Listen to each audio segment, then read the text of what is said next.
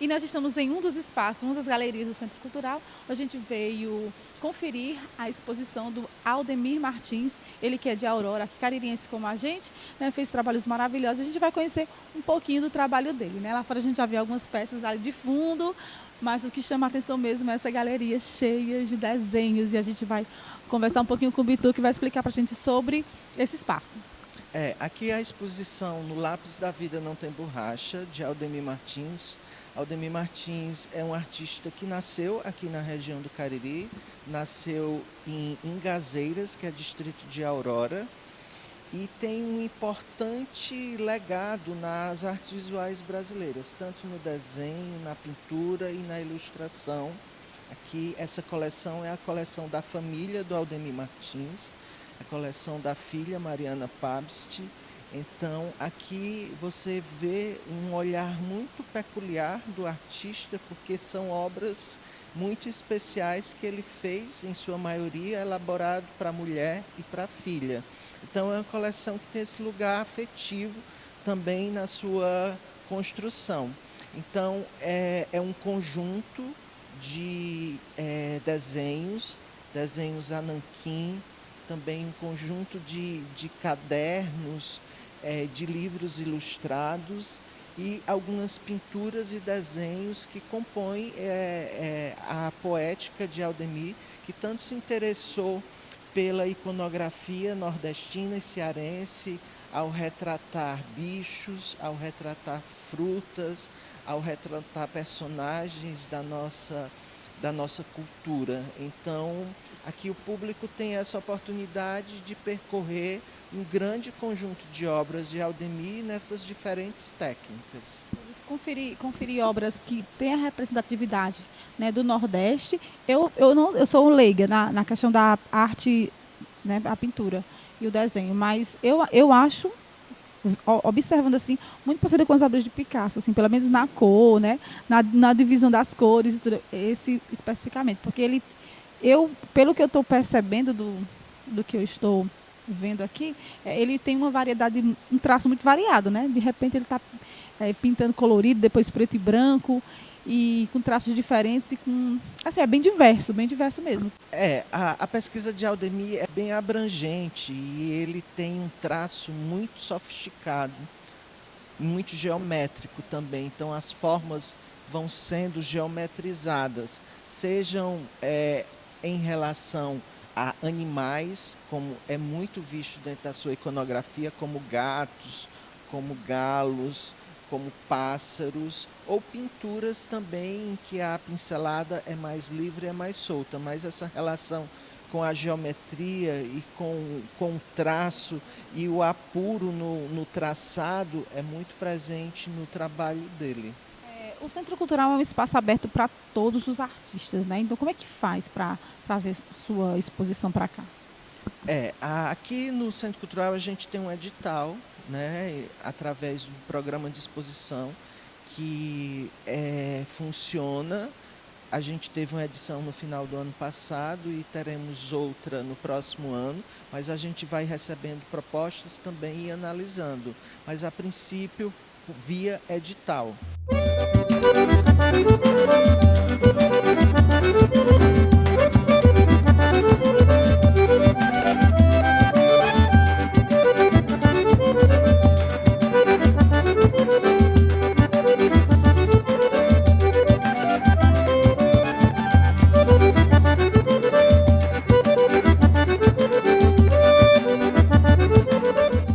E ainda nas exposições, vamos conversar com um paleontólogo que explicou sobre a repatriação dos fósseis e também das belezas encontradas na nossa natureza.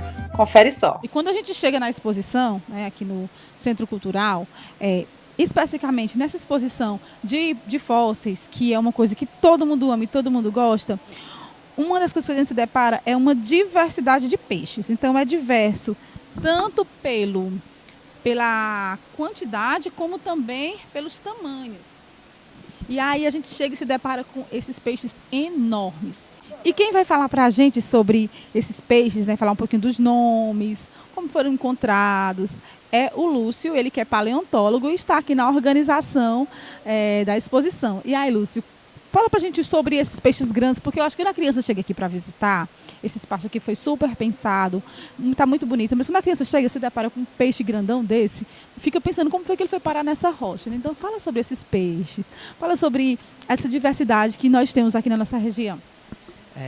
Bom, falando sobre os peixes que são encontrados na bacia do Araripe, né, a gente vai ter uma diversidade muito grande, dependendo do tipo de formação que ela é encontrada, né. Esses maiores que vocês podem observar, eles são encontrados na formação Romualdo, né, onde tem uma grande diversidade, né, e variedade de espécies. A formação Romualdo fica onde exatamente? A formação Romualdo ela aflora, né, na cidade de Santana do Cariri, né, em Araripe, aqui no Ceará. Tem um distrito daqui do Crato, né, que o nome é Romualdo também, aflora lá. E tem outros municípios que também são encontrados esse tipo de afloramento. Aflorar, para quem está em casa que não é paleontólogo, é aparecer, né? É onde aquela rocha aparece, não é isso? Exatamente, né? E esses peixes, né, são desse tamanho, né, tem uma proporção maior por conta do tipo de ambiente que ele vivia, né? Era mais propício para a alimentação, né? Era rico em oxigênio e eles conseguiam se desenvolver mais. E uma das concreções que me chamou muito a atenção na época da faculdade, né, onde eu estudei algumas coisas sobre paleontologia, era essas rochas em que elas formam uma bolinha, né? Como a gente está vendo, essa aqui está bem aqui, que eu vou pedir ao meu cinegrafista para mostrar, né? É esse peixe, qual é o nome desse peixe? Esse aqui é um Notelops brahma, né, o nome da espécie. Né? Que eles são encontrados nessa concreção, né, que ela é totalmente fechada. O paleontólogo vem com martelo geológico, né, batendo no vinco da pedra, que a gente chama na veia da pedra. Né? Vai batendo até ela se abrir, que ela abre naturalmente, né, e fica o peixe à mostra. Né? Mas claro que é levado para laboratório, feita uma preparação, que é para ficar melhor de ser visto, né, as estruturas. Você como paleontólogo, né, como pesquisador, cientista, qual desses fósseis lhe chama mais atenção? Se fosse para você chegar aqui e se deparar, qual que você mais assim, ia ter interesse em estudar? Que eu sei que você já estudou vários, mas qual que você mais gosta, mais lhe chama a atenção? O que eu mais gosto, né, é o Neoprosthenetes, essa espécie. Né? Ela me chama a atenção mais por conta de uma estrutura que ela tem, que são os dentes. Né?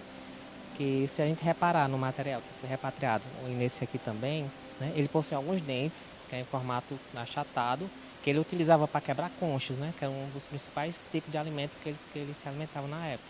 Esse é uma espécie que já era daqui, mas ele foi repatriado também, né? Isso, né? Foi encontrado, né, essa mesma espécie, né, que estava na Itália, estava em um site de leilão, né, estava equivalente a 2.000 euros, né, no site. Foi enviado, né, uma solicitação para a Polícia Federal, né, informando que tinha esse site legal, vendendo um fóssil legal que pertencia à bacia do Araripe, né, e a gente conseguiu repatriar ele. Importante, né? Porque ele tem que estar no seu lugar, né? Que é aqui na região do Cariri, onde existem pessoas habilitadas para fazer pesquisas sobre ele, né? E aí eu vou pedir o cinegrafista para mostrar o fóssil repatriado, no que a gente viu anteriormente é o que já era daqui, e esse foi o que veio da Itália, não é isso? Isso, exatamente. Né? Além desse fóssil, tem outro que foi repatriado recentemente? Tem os que veio do Reino Unido, que são insetos. Né, que acho que foi a última repatriação de material feito pelo Museu de Paleontologia. E tem um que todo mundo gosta, eu não conheço uma pessoa nesse mundo que não goste, que é de dinossauro. Então, por exemplo, a pessoa que nunca viu um fóssil já se encanta com o fóssil. E vê um fóssil de dinossauro, gente, fala sobre esse aqui. Bom, esse aqui, né, é o Birajara jubatsu, né, que é um fóssil que estava na Alemanha, né, foi repatriado também. A gente só descobriu, né, que esse fóssil existia por conta do artigo científico dele, né, que foi publicado, e aí a comunidade paleontológica caiu em cima para saber qual foi a forma que esse fóssil tinha chegado lá na Alemanha. Descobriram, né, que chegou lá de forma ilegal, né, já estava lá há 35 anos, e foi feito todo um processo para poder repatriar ele. Até porque, assim, há 35 anos aqui atrás, não existia as legislações que existem hoje, nem as vistorias.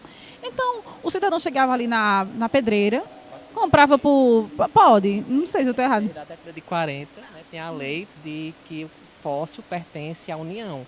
Né? Todo material, fóssil ou que você cava, né, que for abaixo do solo, pertence à União. Então, Pronto. Mas, de qualquer forma, não é como é hoje. Porque a gente tem uma coisa que facilita bastante, que é a internet. Então, um artigo que era publicado há 40 anos aqui atrás, a gente não tinha acesso como a gente tem hoje, né? Então, hoje fica mais fácil a gente encontrar até uma pesquisa que a gente está fazendo aqui na Bacia do Araripe, por exemplo, aí a gente vai atrás de uma fonte, aí encontra, mas esse aqui é de não sei quando, e cadê esse fóssil? E aí, então, mas assim, como é que eu vou explicar? Para você pegar esse material, levar para outro país, isso era muito fácil, porque não tinha a fiscalização que tem hoje. A lei podia até existir, mas a fiscalização não. Então, chegava ali na pedreira, né, comprava esse fóssil por qualquer trocado, porque os pedreiros, infelizmente, não tinha essa formação que a gente tem hoje, e o fóssil ia, né? E aí quem perdia muito era a região. Quem perde muito, na verdade, é a região. A região e a comunidade científica, né?